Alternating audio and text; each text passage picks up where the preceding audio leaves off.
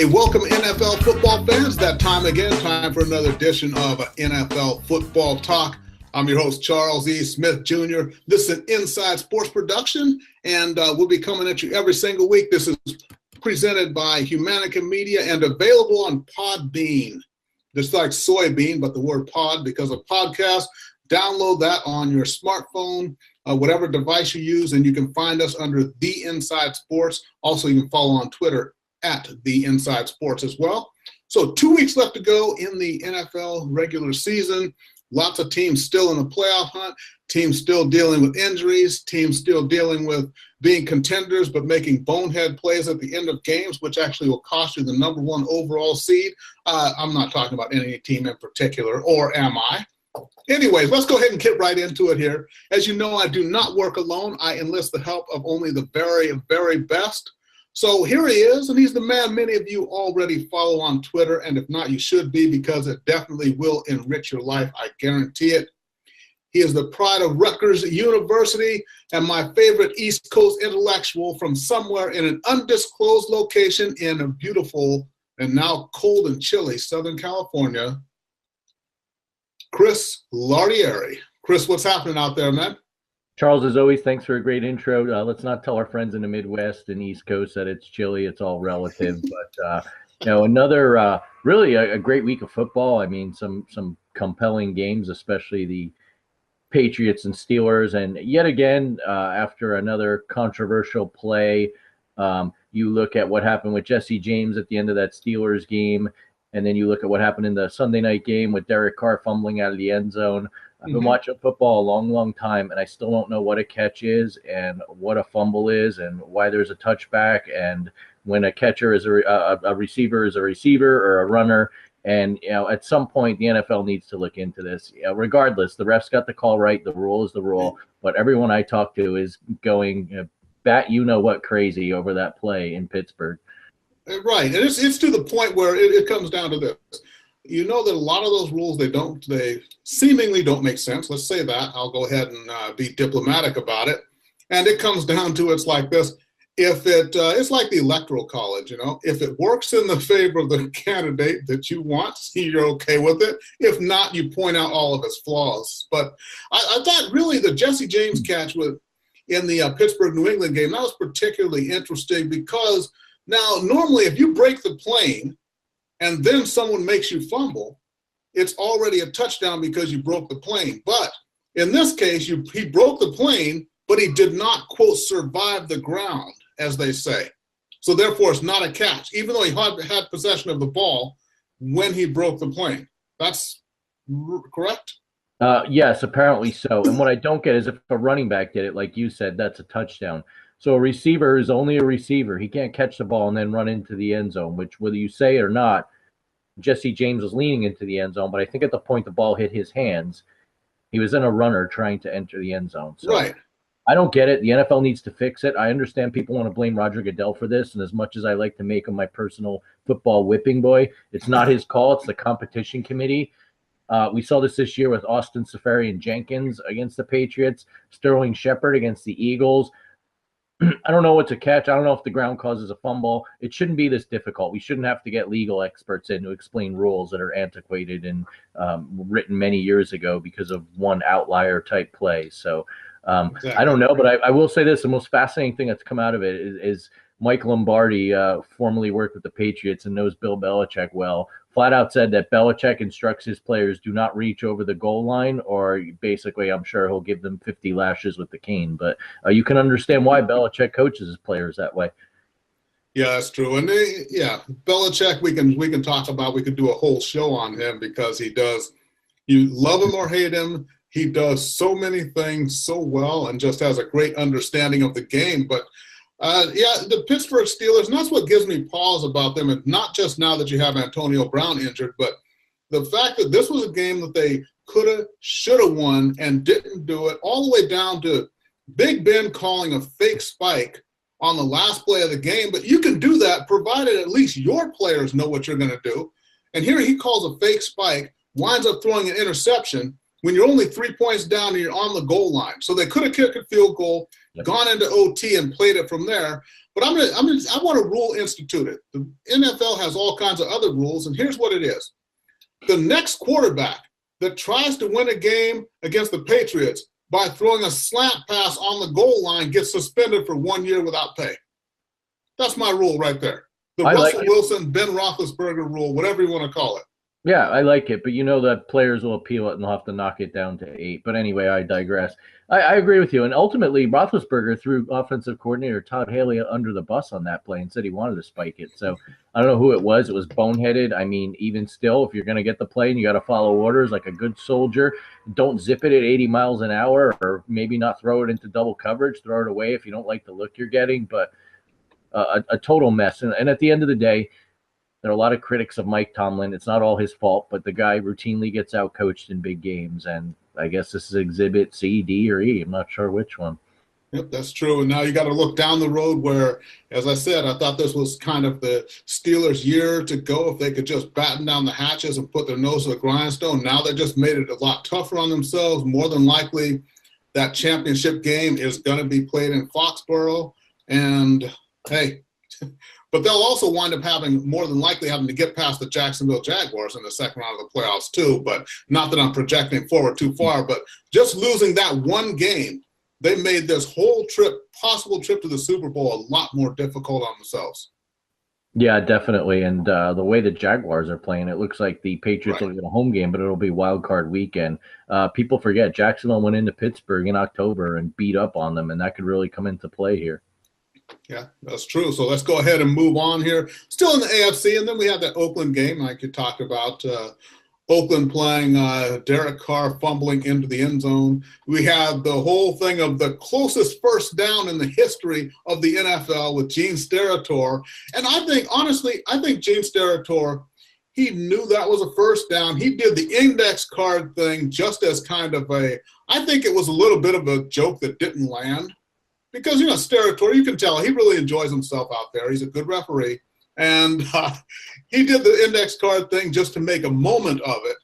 And it's turned into a whole, as Judge Judy says, a kerfluffle. I'm glad we brought Judge Judy into this. Maybe she could determine. She makes $40 million a year. You got to bring her in.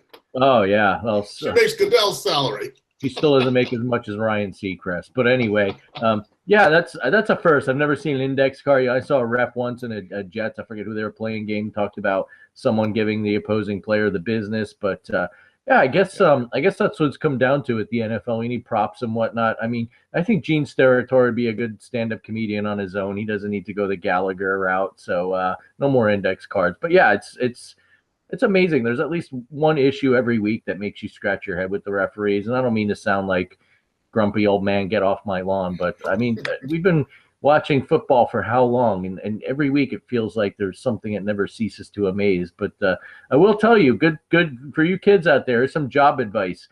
If you do become a referee or understand the rules, you're going to be a commentator about rules like a Mike Pereira, Dean Blandino. You've got a future, kid. Yeah, not that they even get it right every time anyways. They go through the in-depth analysis of why this is a catch or isn't a catch or is a touchdown or is not a touchdown. And then the official comes on the screen and, gives and is 180 degrees opposite of what they said. So even the officials don't even know. The experts who actually officiated the game for years don't really know what is a catch and what is a touchdown at times here. Yeah, it's the NFL's version of being a meteorologist. You're never right, and you can just blame it on someone else when you're wrong. Okay, so also some bad news for the LA Rams, who they really thumped the Seahawks last week. I think it was 45-7 or something like that. I don't have the score in front of me, but hey, their great kicker, Greg the Leg or Legatron, whatever you want to call him, he's out due to back injury. So they have signed another kicker, but that's just a huge blow. And we have a lot of flawed teams as we go into the playoff run here. We got to remember in the AFC, not only Antonio Brown out, but he's expected to be healthy come playoff time. We don't know that is a calf injury. It may take away some of his explosiveness. Remember, for the Patriots, Julian Edelman's already out for the whole year.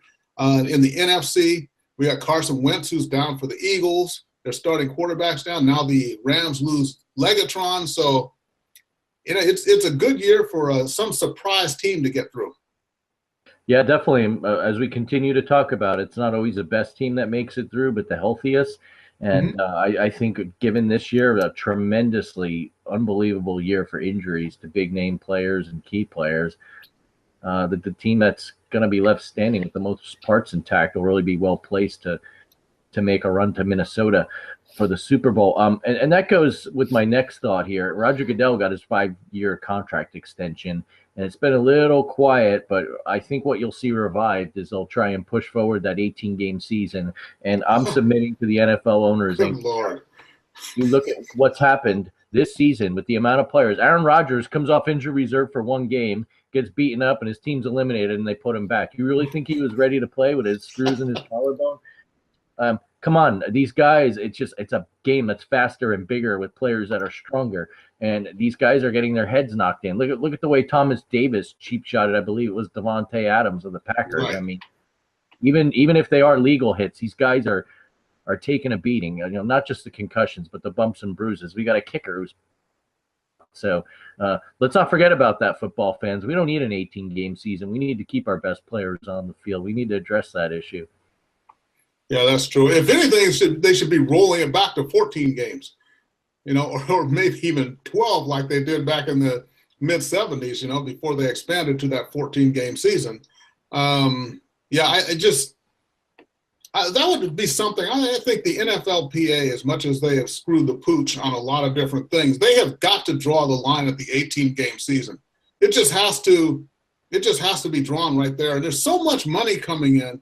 And to me, it's just almost the just unparalleled just era of greed in the NFL. And I don't mean necessarily the owners, the players, just everything. All this money keeps getting dumped into it, and all these trips to the cash machine, and all of a sudden 18-game season. I mean, how much revenue do we make per game? So that's 2 extra games per team. How much more extra millions is that going to be? But there's a toll that's going to be taken, and that is we're going to have a horrible, horrible product coming down into the most important games of the season, the playoffs. Yeah, we are. And you know what? Ultimately, the biggest losers are the fans. They can't afford to go to the games. They get turned off by bad football, and they're going to stop watching. So I think the NFL needs to think about the consumers here, whether they like it or not. Just because you watch a game on television doesn't mean that you're going to put money into the owner's pockets. Yeah, I get it. They make a ton of money off of revenue, but people I know don't go to games like they used to. You'd like to buy a jersey of a player you like, but who knows after 5 years if he's even going to be on that team. So, I mean, these are major issues. There's with the salary cap and the way the collective bargaining agreement works. It's not like the NBA where you can kind of work your salary cap magic, and a Steph Curry can stay with the team that drafted him, for instance. So they've got to address these things, because I mean, it's outrageous what people pay for parking just to go to a Rams game at the Coliseum, which is an antiquated stadium in LA. So I agree with you. You can't, as they say, pigs get slaughtered, right? That's it. Pigs get fat and hogs get slaughtered. Okay, so, well, that's the thing is, and too, like you say about that, and it reaches a point where, okay, do I want to either go to a game if it's just going to be 2 people going to a game with between seats and parking? It's probably going to run you close to $500 when all is said and done. So you can either buy a big screen TV and watch that game at home, or you can go to the game and suffer through everything and then just have the experience of having attended one game. The prices are ridiculous. That's got to change. Now, one other thing, let's transition here. And finally, mercifully, it's after many years of, well, are you going to fire me? No. Well, are you going to quit? Well, no. And Marvin Lewis is finally done in Cincinnati. Mercifully, the Marvin Lewis era has come to an end. It's kind of, you know what? Let me give you those of you who like the old school R&B. You remember there was a song by Gladys Knight and the Pips called "Neither One of Us Wants to Be the First to Say Goodbye," and that's really what it was with Marvin Lewis and the Bengals. Yeah, I know the song for Marvin is not "You're the Best Thing That's Ever Happened to Me," but enough with the R&B jokes. But yeah, I mean, even still, it came out, I believe it was Chris Mortensen or Adam Schefter from ESPN. I forget. I think they're a tandem now. Reported the Lewis story. And then after the game, he all but denied it or kicked the can down the road, or I don't know what. I mean, the guy can't even get his resignation straight in typical Marvin Lewis Bengals fashion. But I'm amazed he lasted this long. I completely forgot that he was with the Ravens on that Super Bowl team, and he's essentially been with Cincinnati since then. So, really sad to see this era of mediocrity end, aren't you? Yeah, you know what's going to be the worst, though, is that Marvin Lewis is going to leave, and then Cincinnati's probably going to go 4-12 next year or something, and they're going to be pining away for the Marvin Lewis era again. But that's Cincinnati football. Yeah, especially if they try and get Hugh Jackson back, like one of the rumors is postulating. Yeah, well, and maybe Cincinnati doesn't feel as bad as they should about themselves because they've got Cleveland close by. Maybe that's what keeps them optimistic, as they can say, at least we're not as bad as, well, that team. Yeah, I mean, you can't set the bar much lower. Can you go below ground? Because that's the equivalent of that right there. Okay, so let's go ahead and get into some of these the playoff scenarios here. And 2 weeks left in the season, so everybody's got 2 games to play in case some of you are not math whizzes. But in the AFC, New England and Pittsburgh sitting atop at 11-3 records, Jacksonville 10-4. Kansas City got that big win over the Chargers last week. They're at 8-6 and in the driver's seat, but then nipping at the heels of everybody. We got Tennessee at 8-6, Buffalo at 8-6, currently the wild card teams. And then after that, Baltimore at 8-6 and the Chargers at 7-7, but they're still alive. And the Chargers, thankfully for them, they do hold a tiebreaker head-to-head because they beat Buffalo back in Week 11. So real interesting scenarios there. The Chargers are not quite out of it yet, and we still got to think about Tennessee, though. 8-6, got that wild card spot, but they've got the Rams coming up and Jacksonville in Week 16. Yeah, and what's really amazing, let's look back when Buffalo came to L.A. to play the Chargers. They, for whatever reason, started Nathan Peterman at quarterback, and that really could come back to bite them. Yep, there we go. And then in the NFC, 12-2 Philadelphia, 11-3 Minnesota, the Rams and New Orleans sitting at 10-4, and then right behind them, taking the first 2 wild card spots if the season were to end today, which it's not. Carolina at 10-4, Atlanta at 9-5, and then a slew of 8-6 teams: Detroit, Seattle, and Dallas after that. But Atlanta, they've got New Orleans this week, so that's going to be a huge game right there. They're still not assured of a playoff spot. And Atlanta, when we look at it, ending with New Orleans and Carolina, they're kind of in a spot where they can control their own destiny, but it's not going to be easy for them. No, definitely it's going to be 2 rough and tumble matchups just to get in. So still a lot up in the air, especially in that NFC South. Yeah. So, and then we got Detroit as at 8-6, but like I said, they haven't beaten any good teams yet. And when you talk about a team not having any tiebreakers, Detroit has losses to New Orleans, Atlanta, and Carolina. So it's going to be kind of hard for Detroit to get in. And if they tie in any way, shape, or form, they're going to have to finish with an outright better record than Atlanta to beat Atlanta to get in. So kind of tough luck for the Detroit Lions there. Not looking good. Okay, so here we go. We're going to get into the picks of the week.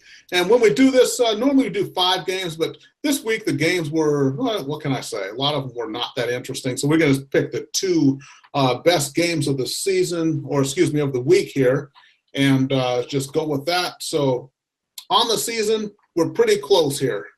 I'm at 39-26. Chris is now 1 game behind as he continues his late season charge to try to beat me in the overall. He's at 38-27. And Chris, you're doing well. Let's go ahead and break down that first game. Thank you. Yeah, I want to thank myself for picking the Steelers. I would have had a perfect 5-0 last week. I never learned. But big NFC South showdown, as we mentioned. Atlanta goes into New Orleans to play the Saints. They played earlier this year in a really good, close and surprisingly low-scoring game that the Falcons won thanks to a late interception. Watching the Falcons on Monday night, I mean, the common theme that I noticed this year, they're not getting Julio Jones the ball enough. Not quite happy with the way Matt Ryan's playing. I don't know if you can blame that all on Steve Sarkisian, but I will anyway. And I think the big question for me is the defense. You know, Jameis Winston really had a chance to win that game and lit them up through the air. And the first time around, the Saints really played it close. I think with Kamara and Ingram running the ball so tremendously this year that Breeze doesn't necessarily have to keep chucking that ball. And when he does, he's got Michael Thomas. I like they're at home. I like that the way that defense is playing, and they've got two good young cornerbacks who I think could probably shut down Sanu and Jones. And I'm going to pick the Saints to win. Yeah, well, you got the Saints. That's a tough one there, because the Saints, it would be advantageous for them to have this game, and it would be nice for them to win this game, but the Falcons have to win this game. So you're going to go ahead and pick the Saints to beat the Falcons, a desperate team that has to win, the reigning NFC champions. You think they're going to go into New Orleans and lay an egg in the biggest game of their season? I don't know if they'll lay an egg, but I think they'll lose. I don't care that they were champions last year. They're not playing like it. And I think ultimately, with the way the South is shaking out, if you lose a game or lose two down the stretch, you might be home watching the playoffs come January. So I think there's just as much desperation, and the Saints are going to want some revenge. Yeah, that's true. And you know what? Despite my dramatics, I'm going with you here. I think New Orleans, more well-rounded team. They're playing at home, and I know what Atlanta, and I'm not trusting Matty Ice here down the stretch. Atlanta's a 5.5-point underdog. Some of you may want to look at that, but we're only picking winners here, not against the spread. So we are both going with the New Orleans Saints in this game. Good, we agree. So I guess regardless, it's not going to make much of a move in the win-loss differential. Probably not. But then again, with Common Core math, you never know what might happen at the end. Don't get me started on that. Okay. And then the big game we got here, and this is playoff implications just abound. 2 8-6 teams. The Seattle Seahawks, who just got devastated, blown away at home against the Rams last week. They'll be in Dallas this week. Dallas at 8-6 also, clinging to their playoff lives and getting Ezekiel Elliott back. So, he's going to be kind of hungry to run against that Seattle defense. So what we've got here, we've got the experience against what really I feel is a better team. The Dallas Cowboys, I think with Zeke in the lineup, they are a better overall team. But Seattle, you cannot discount the experience.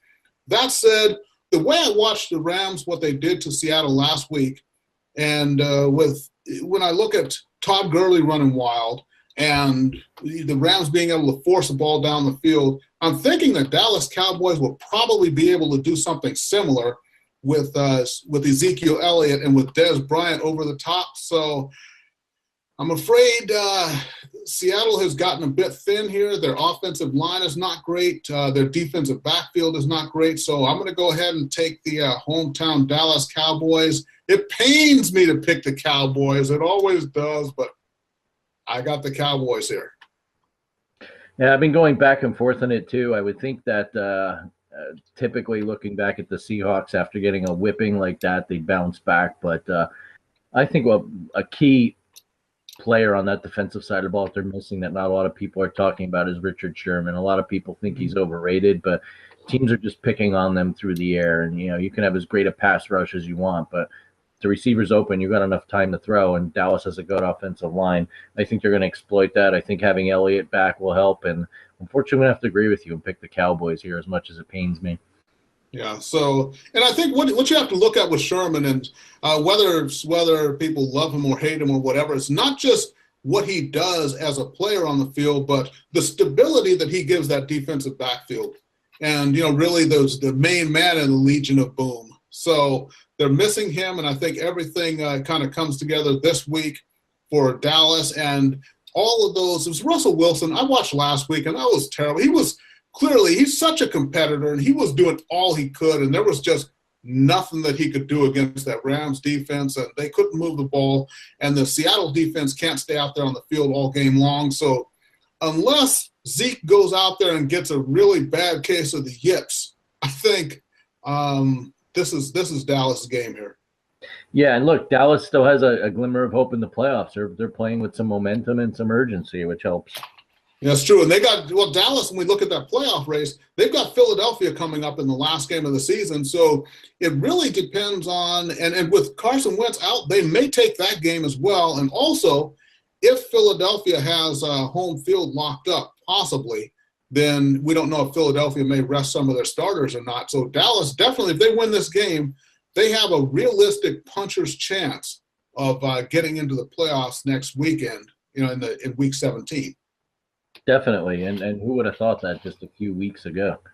Yep, exactly. So those are the picks of the week. We're both agreeing. We're both taking New Orleans. We're both taking Dallas. And now, everybody, comes the segment that we love, you love, everybody loves. And let me just tell you how close the margins are. We look at last week when we did our Gambler's Delight picks. And I said to go ahead and take the San Francisco 49ers and give 2 points. And what happens? They only win by 2 points, so I would have lost. Whereas Mr. Lardieri says, take the Steelers and 3 points. And what happens? The Steelers only lost by 3 points, so you would have actually won that bet. And that's how close it is. That's why I say if you're by the sports book and you got $20 to bet, these are some of the things that you might want to consider, because we all like to bet on football here and there. Anybody who goes, if you bet one of your mortgage payments, that's on you. Don't come to me and complain. I'm saying if you got $20 and a sports book is there, here's what you might want to do. Mr. Lardieri, you are the man. This is a very difficult week, not only from a just head-to-head matchup perspective. There's some weak ones out there, but my thing is picking underdogs. I picked the Steelers last week. It was a push. I really should have covered, but what can you do? A push is better than losing. I'll take my $10 back. I looked, and there are really 3 games where I'd consider betting the underdogs. The Seahawks are getting 5 in Dallas. The Falcons, I believe, are getting 4.5 in New Orleans. I don't think either of those teams are going to win, never mind cover. However, there's one home dog out there that I like, and looking at it on paper, you're going to think I'm a little bit crazy for giving this advice, but I'm going to say take the 49ers getting 4.5. If it moves up to 5, gladly take that extra half point. So I think the Niners are going to win, not necessarily, but I think they'll make it close. One of kind of the under the radar stories here in the last 3 weeks is the way Jimmy Garoppolo has been playing. Got traded from the Patriots. They didn't throw him to the Wolves right away. They let him learn the offense, and the guy's been playing excellent and let a nice come-from-behind win against the Titans last week. You and I know how the Jaguars are. Everyone loves them now. They're the darlings of the AFC, the sleeper team. But this is a team that traditionally has been up and down. They've had 2 key games at home last week. They're going to travel on the road to San Francisco. This could easily be a game where they're looking ahead to next week in a key AFC South division matchup against the Titans, potentially for the division title. I think they look forward a little. Could be a 3-point game if that's the case, and the 49ers only lose by a field goal. Take the points. One little thing we'll hit on here in our fantasy segment, Robbie Gould has been kicking out of his mind the last few weeks. So if it does come down to a field goal, I like his leg over Josh Lambo. So kind of a desperation pick, a little bit of a slim pickings. The wise guys are not on our sides with the underdogs, but why not take a shot with Jimmy G and the 49ers getting the points? All right, well, and mine, I was looking at actually playing one of the games was the Saints and the Falcons. I was thinking about playing the over there, but what I'm going to do is the Seattle and Dallas game. The over-under is 47 points. I like Dallas to go out there and put up a lot of points out there. So I'm going to say take Dallas, or it's not take Dallas, but play the over on that Seattle and Dallas game, over 47. And I think with the 2 teams combined, we should easily make that. So everybody, go ahead, take Chris's pick, take the Niners in those points, and play the over 47 on Dallas and Seattle, and hopefully you'll be thanking us both next week. All right. Okay, so here we go, everybody. Now comes our last segment, which is Mr. Lardieri. He is the expert here, many years of experience, fantasy football. Get out the pens and paper, everybody, and listen, take notes. Mr. Lardieri, you have the floor. Charles, I want to thank you. The fantasy gods have been on my side this year, you giving me an outlet to discuss my fantasy wisdom. My team won by 1.1 points in the semifinals. It's on to the championship game. Thankfully, Julio Jones got just enough catches and a mediocre performance. And when I went back and looked at the stats, I took my own advice. I started Jimmy Garoppolo. He outscored my other quarterback, Marcus Mariota, by 1.1 points, thus giving me the margin of victory. So hopefully you out there played him and won your playoff matchups. This week, we mentioned this before, Nick Foles is out there. He really had a good game against the Giants. The Raiders don't have the greatest defense, and I don't think they're playing for much. I think he'd be a good start if you needed to stream a quarterback this week. Joe Flacco's got a nice matchup. He had a pretty good game against the Browns, and now he gets the lowly Colts coming into town, and they're on the playoff push, so give him a start if you're really in need of a quarterback.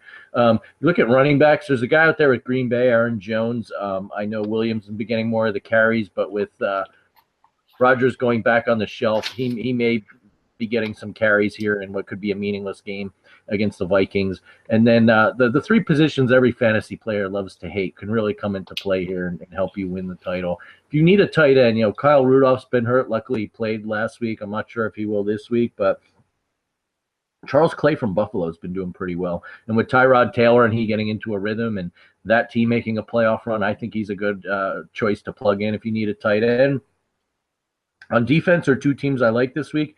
The Saints really threw a dud against the Jets, but I think they're due to give a few turnovers or 10. And the LA Chargers defense has been playing well all year, although they got lit up by Alex Smith and Kareem Hunt last week. Another team making a playoff push. They got a great pass rush. I think they can generate some turnovers. And then the Steelers coming off that tough loss to the Patriots go down to Houston. Other than DeAndre Hopkins, they don't have much to offer, and the Steelers have been a very steady defensive team this week. Pick them up. And as we mentioned earlier, kicker, you need someone out there. Robbie Gould put up 24 points last week, and he's just been a man on a mission making field goals left and right. If your kicker gets you 10 points or more, you should be happy. Gould's been averaging more than that. Go pick him up. I did it. You laugh, but these little kind of point differentials come down to those positions you love to hate. I mean, but they can make the difference here in the championship, winning some money and buying a few extra Christmas presents, and that's what it's all about, right?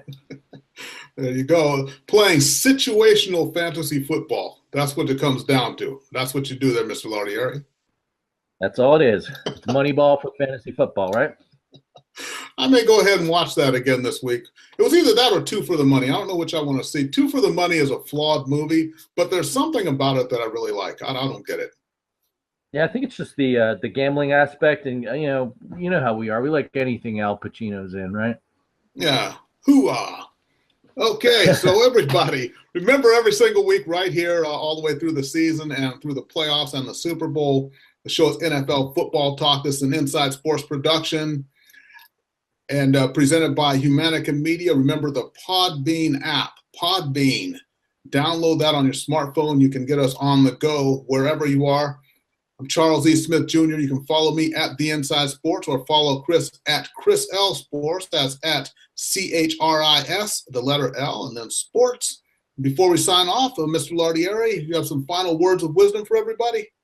Yeah, first of all, apologies for the coughing and scratchy voice. Cold and flu season's going around, but managed to get through it unscathed, knock on wood. I just want to wish everyone a Merry Christmas. Enjoy those Christmas Eve games. It's actually a Christmas night game with the Eagles and Raiders, so if you got enough food and presents and everything else, I guess I could divert your attention, although you'd have to enjoy John Gruden for a few hours. But, everyone be safe. Happy holiday season to you. Hope to see you next week in what looks like could be a even more compelling Week 17 matchup with a lot of playoff berths on the line. Yeah, that's true. Definitely Merry Christmas, Happy Holidays, Happy Hanukkah, Happy Kwanzaa, whatever you may be out there. But, it is that time of the year, time to be with the loved ones and just appreciate things. That's what it comes down to. It doesn't matter what your personal beliefs are. Just, enjoy and appreciate life this week. Enjoy the football games and everything. We'll see everybody next week, and can't believe that 2017 is almost over. This is the last show I'll be wearing my Santa Claus hat. Maybe I'll break it out for one show because New Year's isn't here yet. Deliver some late presents to everybody. Remember, I'm Charles E. Smith Jr. And for Mr. Chris Lardieri, thank you for watching NFL Football Talk. This is an Inside Sports production. We will see everybody next week. Enjoy the games and Merry Christmas. Brink here from Super BS, talking about the things you know you love and the things you'd love to know. Join us weekly for a podcast about video games. Mostly. Oh, yeah.